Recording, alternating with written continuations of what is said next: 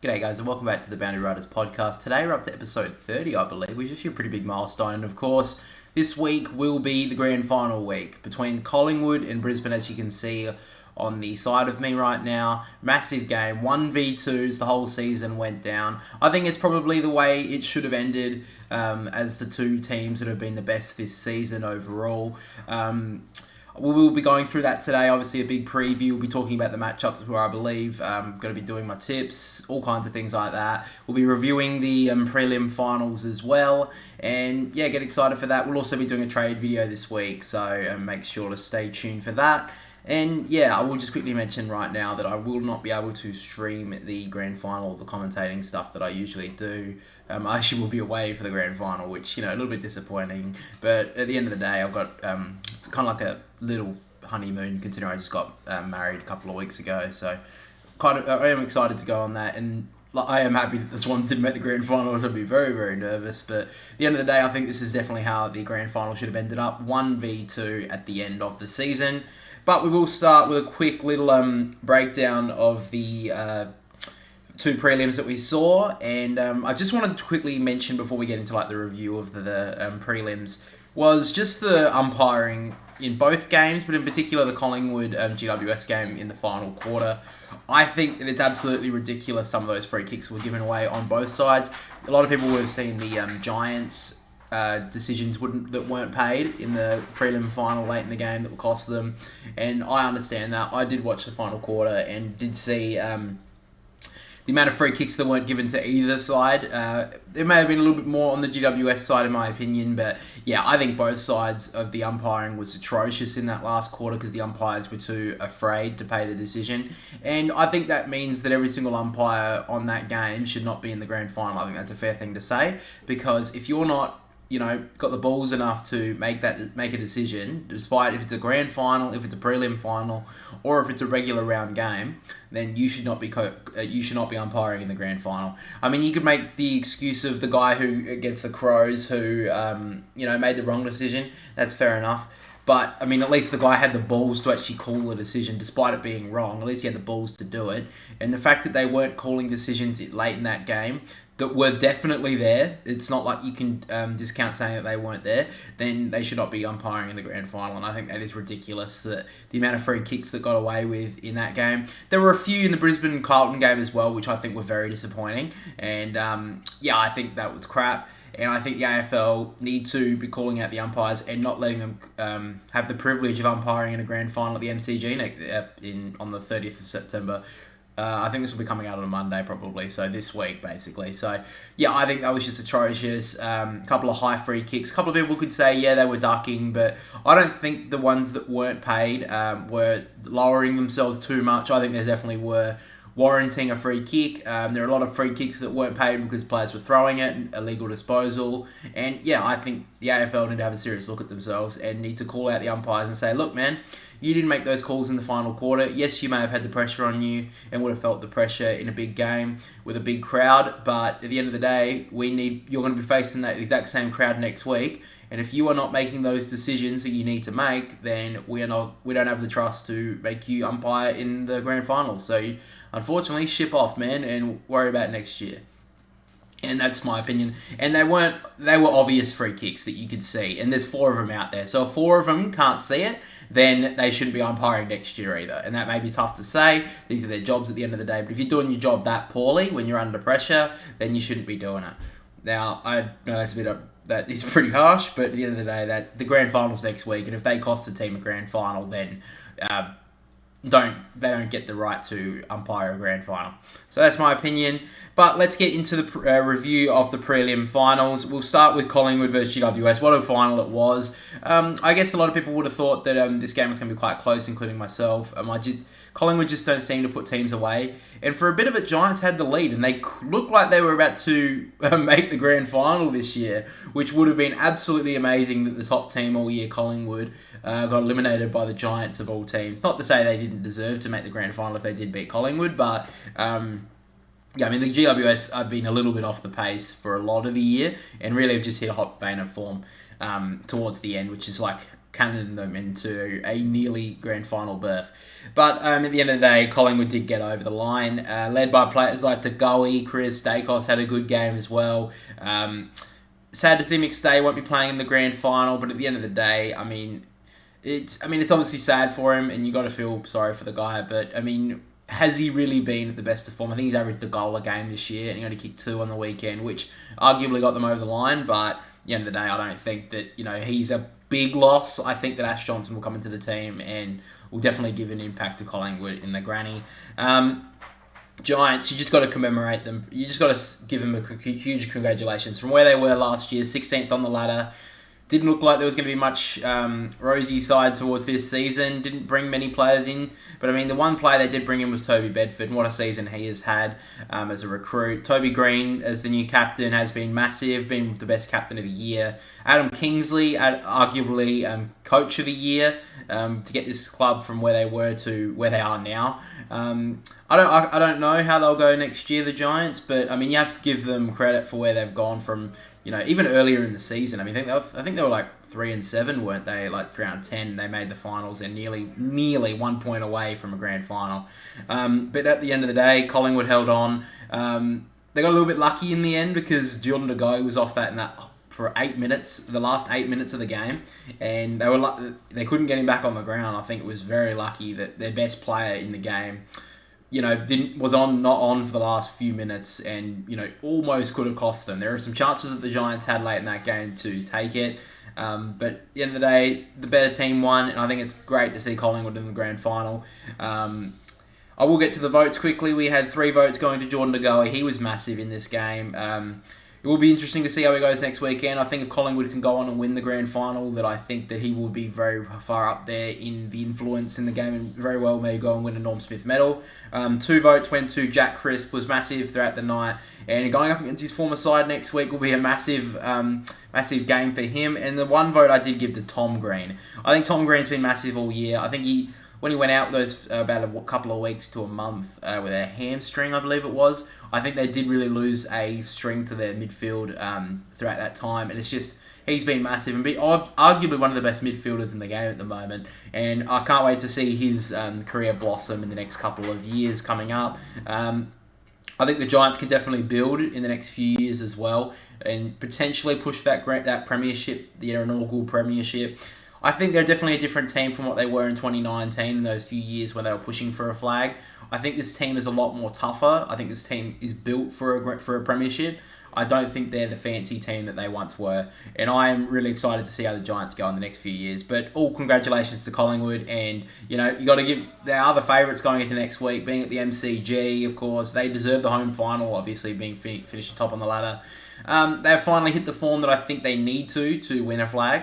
And, massive win in the end. A couple of close wins in the finals, though. So they're going to have to, they can win it by 1 point in the grand final. I just hope that this grand final as well is close. I hope that it's not a blowout like the last few have been.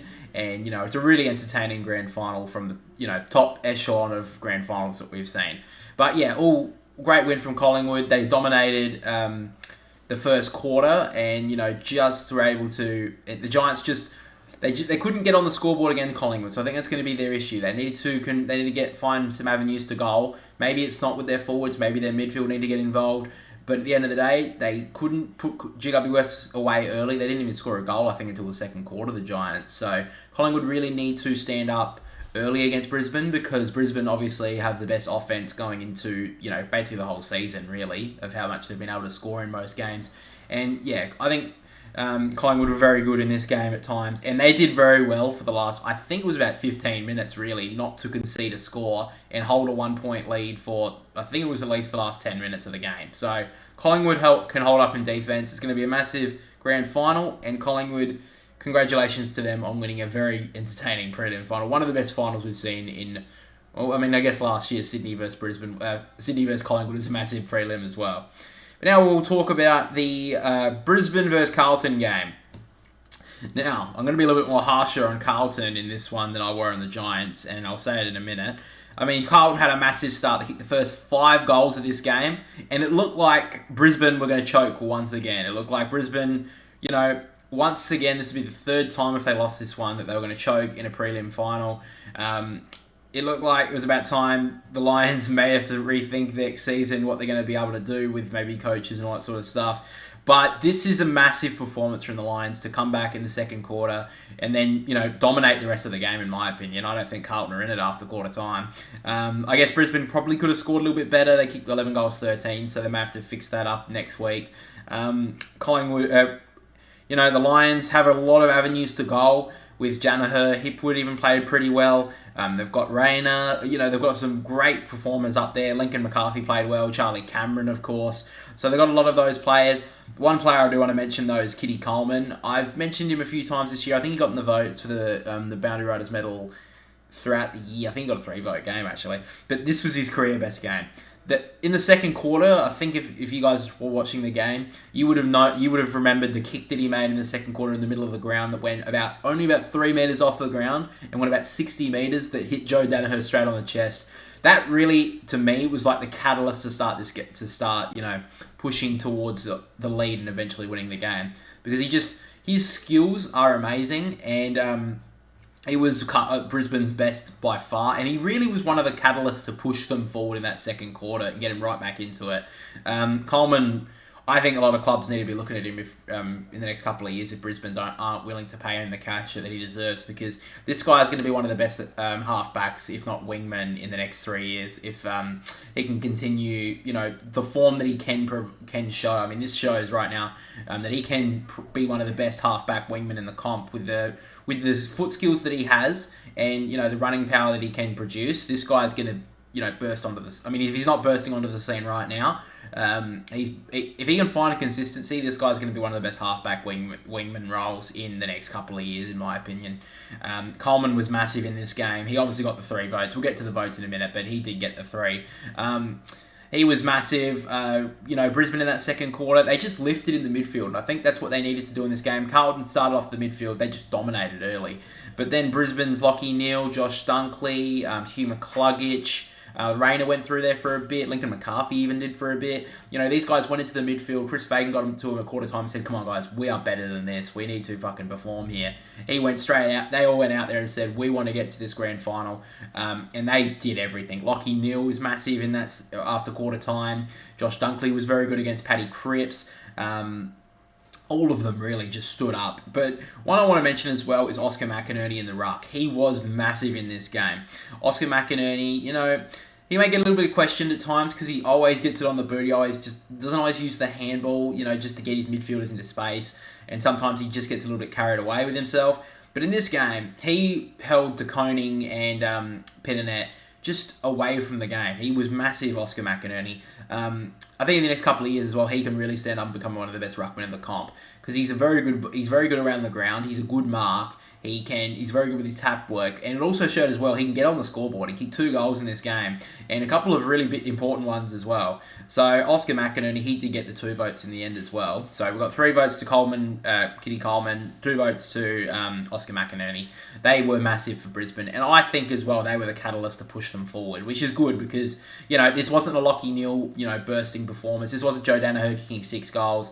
This wasn't the star players of Brisbane. These were like, you could arguably call them their B grade, they're lower echelon players. But they stood up and they needed to. And that's what they're going to need to do next week if they're going to win a premiership, the Lions. They're going to have these players, everyone playing their role. And if these 2 and everyone else can, I believe the Lions can win the premiership. But yeah, those 2 were massive. Carlton, first quarter was really, really good. But this is why I'm going to be a little bit more harsh on Carlton, because this performance after quarter time was pretty dismal. They kicked 5 goals for the first quarter and did only kick 1 goal for the second and third quarter.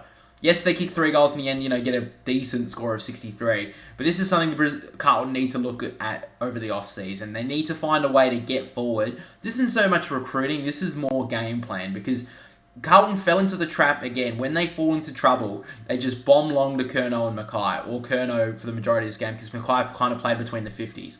So Carlton need to find a game plan to find another avenue to goal, other than when they're 80, 70 out from goal, going inside their forward 50, bombing high and long, because Curnow, yes, he can take a contested mark, So can De Koning, but they're not going to do it every single time they bomb high and long. This is why a big reason why Carlton didn't win this game, because they didn't continue from quarter time. They had the pressure right up on Brisbane early, and that gave them the avenue to have that, quick ball movement on the rebound that they could lower their eyes, go forward, and it wasn't a congested forward line for them, so they could hit up their forwards on the lead. So, or hit them from behind, This is the issues that Carlton have had for, the majority of the season. I mean, there's been times, when they got on that big win streak throughout the season. But when they were under pressure again early in the season, and in the first couple of finals, they kept on bombing high and long, and they were lucky that Melbourne and Sydney could not convert on their opportunities, because they very well could have been eliminated in the first round. But, I mean, I can't be all harsh on Carlton. I mean, they did very well to make the prelim to begin with. Beating Melbourne, sending them out in straight sets again, beating the Swans, who were in pretty good form. They did well to beat those two sides. And I think, to be honest, if I'm picking out of the Giants and Carlton, who had the harder draw, I think Carlton had the harder draw on their side to beat teams rather than the Giants. I think that the Giants... I mean, St Kilda were probably the team that everyone thought would like the fill-in team of the final series, and Port Adelaide were arguably the fill-in of the top four. So I think that the Giants had an easier run. However, I think the Giants have a better game plan going forward, and Carlton need to seriously look at it, because their avenues to goal are very limited. And I also will say as well, I think Matt Owies getting dropped was a big mistake. I think that they needed Matt Owies in the team. He's always good for a goal a game, and he's very good with his defensive pressure, and I think that would have helped as well. But at the end of the day, like I mentioned, we gave Kitty Coleman the 3 votes, Oscar McInerney the 2 votes. And at this stage, I think this is pretty close that Sam Walsh will be winning the Gary Ayres medal. And he got the 1 vote here. I think this is a real push for a career-making final series. We saw Tom Hawkins way back in the day in I think it was 2009 or something. I can't remember. Maybe it was 2011. But Tom Hawkins had a massive final series, and I know they're different players, but that was really the catalyst to his finals. The making of his career. He always seemed like a fringe player for Geelong up forward, but then suddenly that final series when he just boomed onto the scene. This is something that Sam Walsh, I believe, is the time when he's going to boom onto the scene next season. I think he's a real player to watch. I think if anyone's betting out there, maybe chuck some money on Sam Walsh for early odds next year. Gamble responsibly, obviously. But, I think Sam Walsh could really, burst onto the scene next year. I think he's always been a very good midfielder, but this is what's going to make him a top A-grade player. The two-way running that he's been doing in this final series for Carlton, it's not going to be that he's not going to be the right-hand man of Paddy Cripps anymore, and he shouldn't be. He has to be his own player. He has to be, joining with Carlton if they're going to, jump towards that next step and maybe win a premiership in the next couple of years. Sam Walsh has to be a very good midfielder and has to be one of the best to get Carlton right up there. And I think he's definitely ready to go next season. As long as he, has a good pre-season, can keep on going, I give him a huge ceiling going into 2024. He was very good in this game as well for Carlton, and I think he was their best player by far. But yeah, guys, that's basically the review of the prelim final. So, of course, let's get to a massive preview of the grand final. Now, I'll save my tip till last, and I'll also guess the margin. I'm just going to talk about some big matchups first of all. Now, obviously, it's Collingwood versus Brisbane, 1v2. We saw them a couple of weeks before the final series play against each other. This was at Marvel Stadium, so Collingwood really aren't that good there. Oh, God forbid they had to play one game at Marvel this season. I don't know why it was against Brisbane. I mean, if both teams, from last year, I don't know why this game of all of them were at Marvel Stadium when this one should have been at the MCG.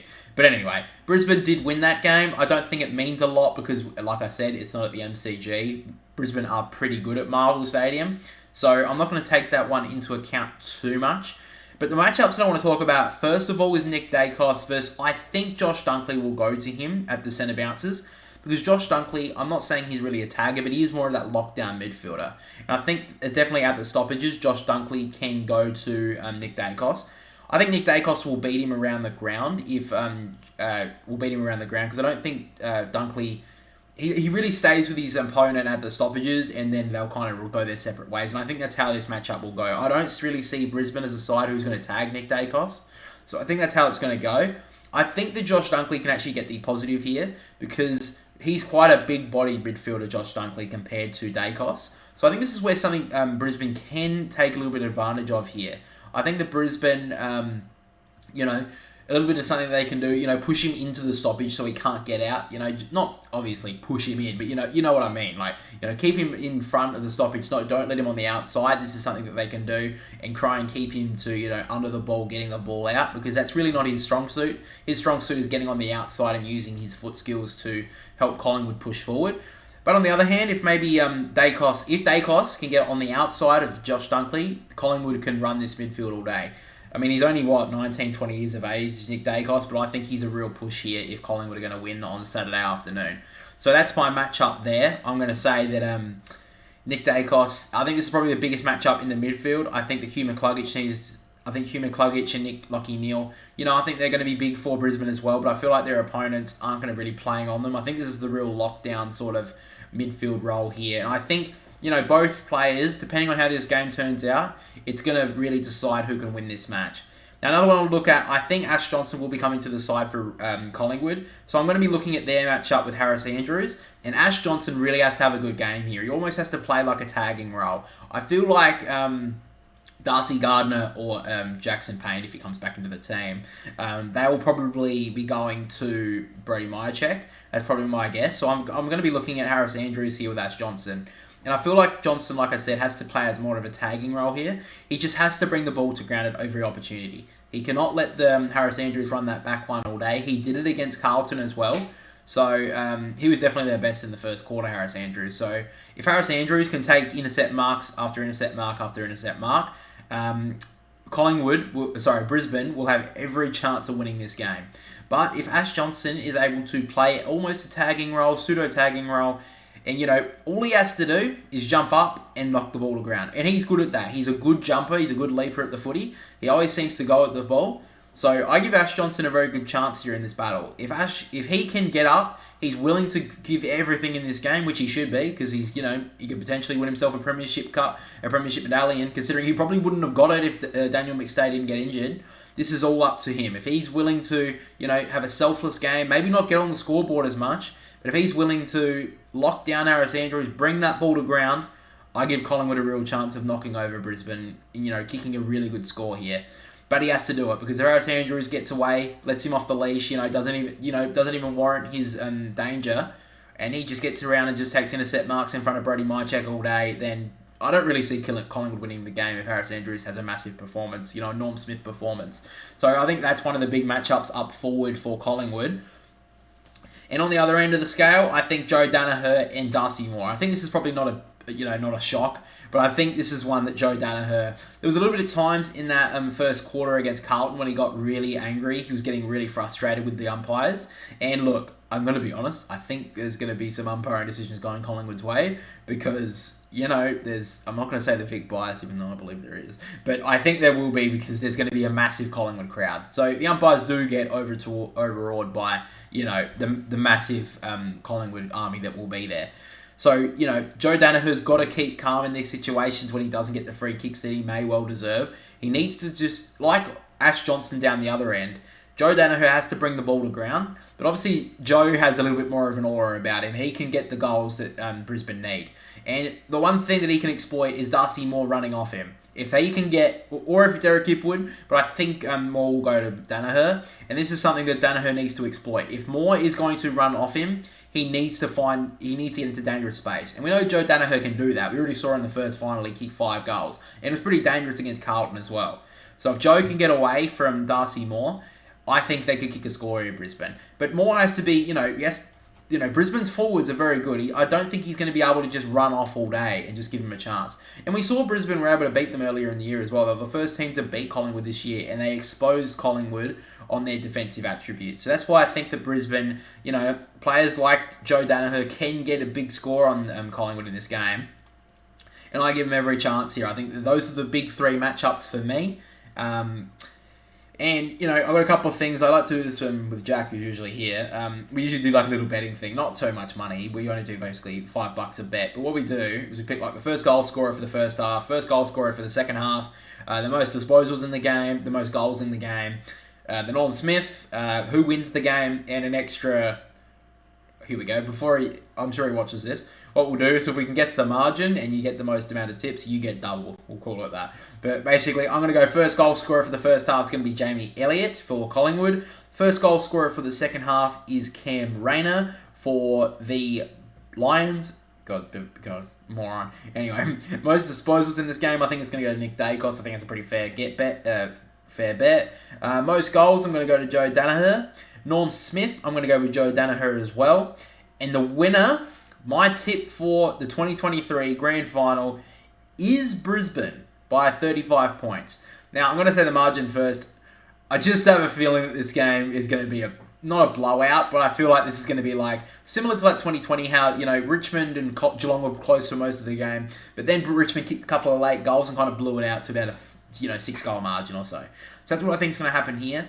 I think Brisbane, they kind of showed against Melbourne, despite the last like 10 minutes where they choked and let Melbourne get away. I think they have a game plan now that can win at the MCG. I think that Brisbane can expose Collingwood down back, and I think they can kick a winning score here. I still don't trust Collingwood to kick a winning score here. I think Brisbane have finally got the defence that can win a grand final. I think that Brisbane can win this game. I think that Joe Danaher is going to have a massive game. And I think Eric Kipwood, if he can get on the board as well, I think they're going to have a massive performance. Cam Rayner as well. He's my smoky for winning over Norm Smith here. He had a couple of really big plays against Carlton on the weekend. And if Cam Rayner can really, light up the game, I think he's all, he could do anything in this one. I think Collingwood definitely have a chance here. I think this is 50-50, but I'm going to go with Brisbane. I'm going to pick them by about 35 points, and that's basically my tip for the granny this week. Kind of disappointed I won't be able to really watch it. I'll probably be able to, keep it on the background. I'll definitely be checking the scores for a lot, but yeah, I think this is going to be a massive grand final, guys. I'm really excited for it. This is 1v2. We haven't really seen that. We didn't see it last year, Sydney v Geelong, because Sydney finished fourth, I think. Third, sorry. But, yeah, I feel like this is the grand final, but it's going to be close. I feel like, I did say Brisbane by 35. I think it's going to be a close one till about 10 minutes. That's my opinion on why I think Brisbane win by about 35 points. But yeah, that's my tip for the grand final for 2023, guys. Hopefully I don't see a bunch of Collingwood supporters getting angry at me. Maybe I'll just see a bunch of comments of if Collingwood go and win on Saturday that, I'm an idiot for picking Brisbane, which is fair enough, of course. I think this is a grand final from the top shelf, as Dennis Committee would say back in 2012 in the Swans grand final, as we love to see, but we're not there this week. That's basically the podcast for this week, guys. I know it's only just been about half an hour or so, but yeah, it's not really much else I can talk about. Like I said, we'll be having a trade video this week. I think that's probably the videos that will be coming out after the season ends. We'll be doing a few things. I'm planning on doing the Brownlow tomorrow or today, which will be Monday, Brownlow medal stream. I'm going to try and do that. There's been a couple of times where I've tried to do streams recently and I just haven't been able to get around to it, so I'm sorry about that. But I am hoping that we can do that tomorrow night. Quick tip for the Brownlow. Far out, I forgot about that. I'm going with a bit of a smoky here. I'm going to go with Christian Petrarca for the grand final, for the Brownlow. That's my opinion. Christian Petrarca, I think he had a massive year.